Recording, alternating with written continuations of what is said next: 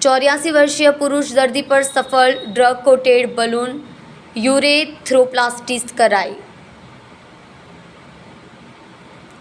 सूरत में 84 वर्षना पुरुष दर्दी में मूत्रमार्गनी गंभीर स्ट्रक्चरનું નિરાકરણ લાવવામાં આવ્યું છે।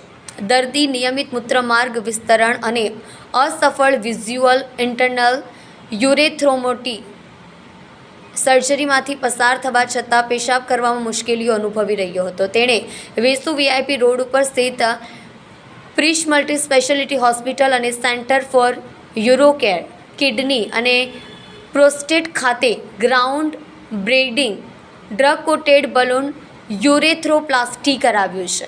દર્દીની સફળતાપૂર્વક સારવાર 84 વર્ષના દર્દીએ પડકારરૂપ 4 સીએ મૂત્રમાર્ગની સ્ટ્રક્ચર સાથે રજૂઆત કરી હતી।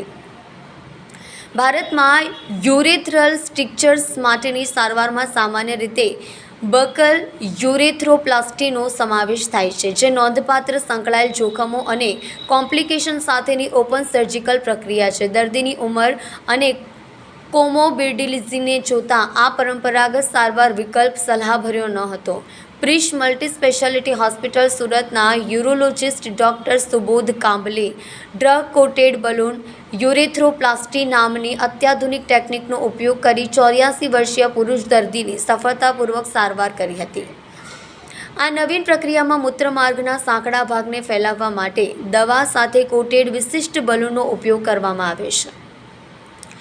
ઉપચારને પ્રોત્સાહન આપે છે અને પુનરાવૃત્તિનું જોખમ ઘટાડે છે। ત્યારે ડ્રગ કોટેડ બલૂન યુરેથ્રોપ્લાસ્ટી બાદ 84 વર્ષીય દર્દી સંપૂર્ણ સ્વસ્થ થઈ ગયો છે। આ કેસના મુખ્ય યુરોલોજિસ્ટ ડૉક્ટર સુબોધ કાંબલેએ જણાવ્યું હતું કે આ કિસ્સામાં ડ્રગ કોટેડ બલૂન યુરેથ્રોપ્લાસ્ટીની સફળતા યુરેથ્રલ સ્ટ્રક્ચર્સના સંચાલન માટે નવી શક્યતાઓ ખોલે છે, ખાસ કરીને દર્દીઓમાં જ્યાં પરંપરાગત સર્જિકલ હસ્તક્ષેપ વધુ જોખમ ઊભું કરી શકે છે।